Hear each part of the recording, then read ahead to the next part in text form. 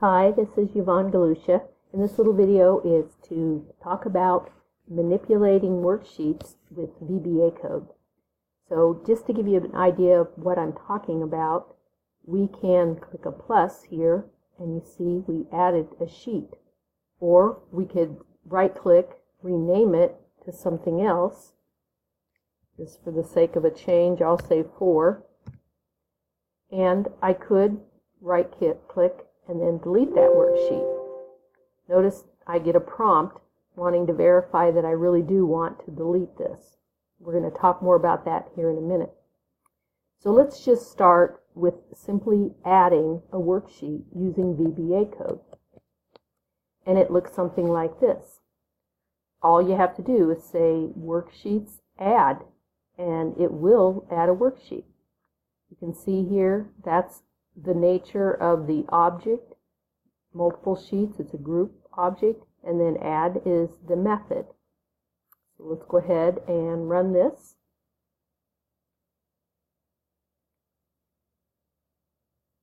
I don't get it yet. Obviously I'm not using a mouse I'm used to. And notice what happened. The sheet was added to the front right before the active sheet. So when you just use that simplest form of adding a worksheet, that's what happens. It inserts it in the workbook before the active sheet. Now what if we want to give it a name at the same time that we add it? Well, that's just a modification like this. We have worksheets.add.name, and then we have a string value for a name. And let's go ahead and make data active again, and when I run this macro this time,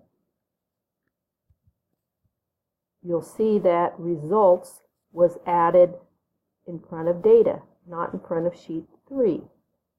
Well, let's keep building on what we've learned. And what if you not only want to name a worksheet that you are adding, but also position it? How is that accomplished? Well, let's go ahead and I'll zoom in a little bit just so you can see it a little better here. And you have another modification. You have an attribute added to the add. You say before, and then this is an absolute position in the workbook. So worksheets, and it's going to be put number 1. And then you go ahead and we'll call it worksheets 2. So if we come down here, and you'll see this happen when I run the macro this time. And it did. Results 2 was added in the absolute number 1 position. What if we wanted to add it at the very end of the list of worksheets, and we didn't know how many worksheets that were in the workbook? Well, this is how you do that in VBA code.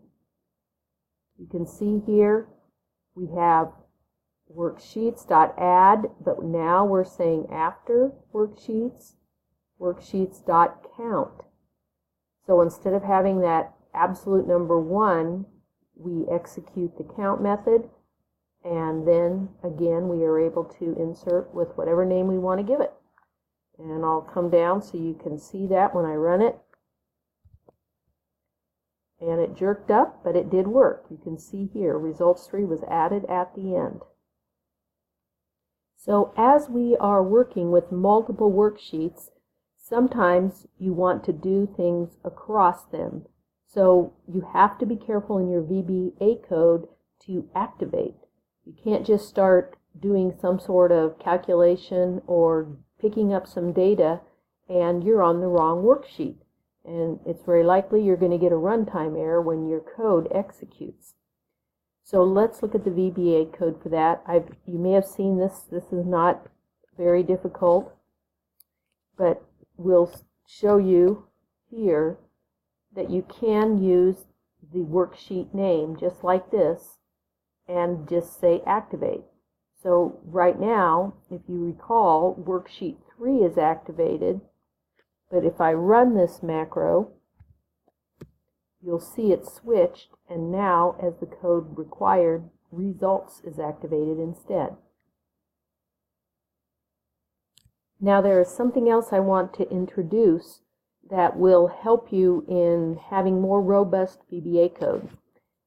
Because what if somebody came and decided to rename this? Maybe a lot of people were using this little VBA application, and they said something like my results, or I'll make it simple and say results 4.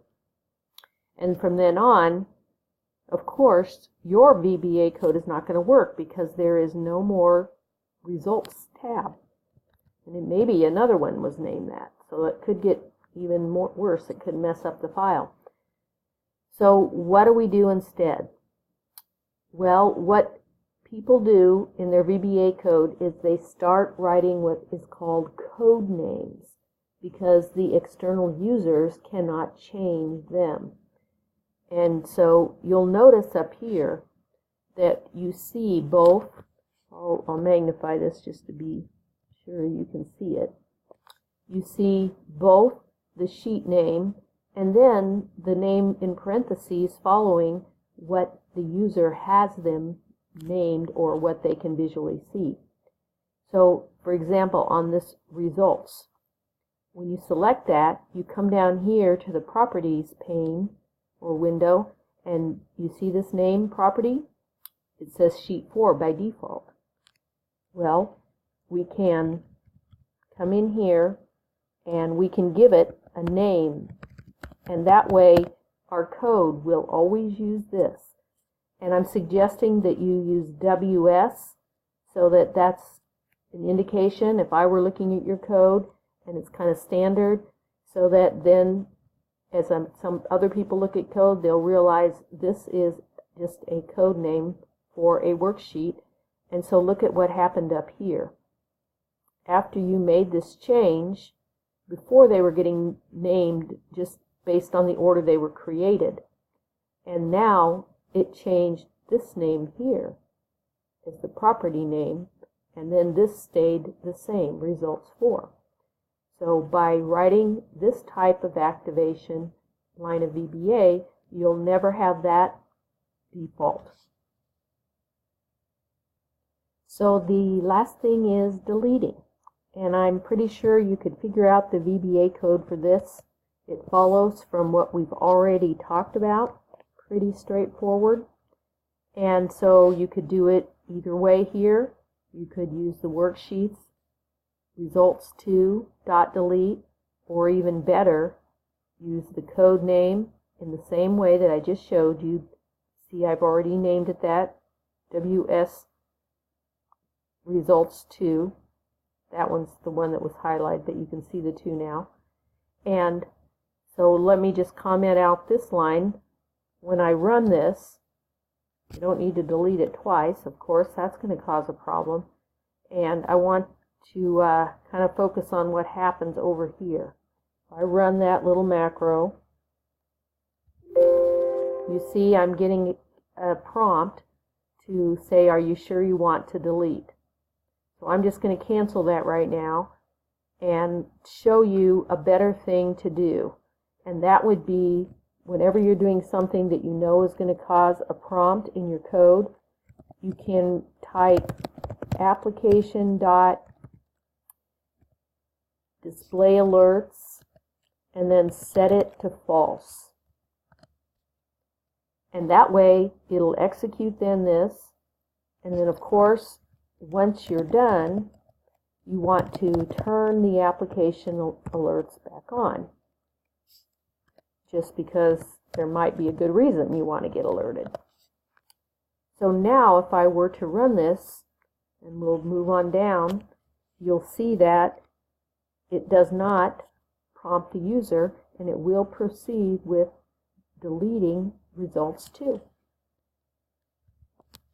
And there you can see results2 is gone. So I hope you found this video helpful. It's the first one on starting to understand basic manipulation of worksheets within a workbook. Thank you.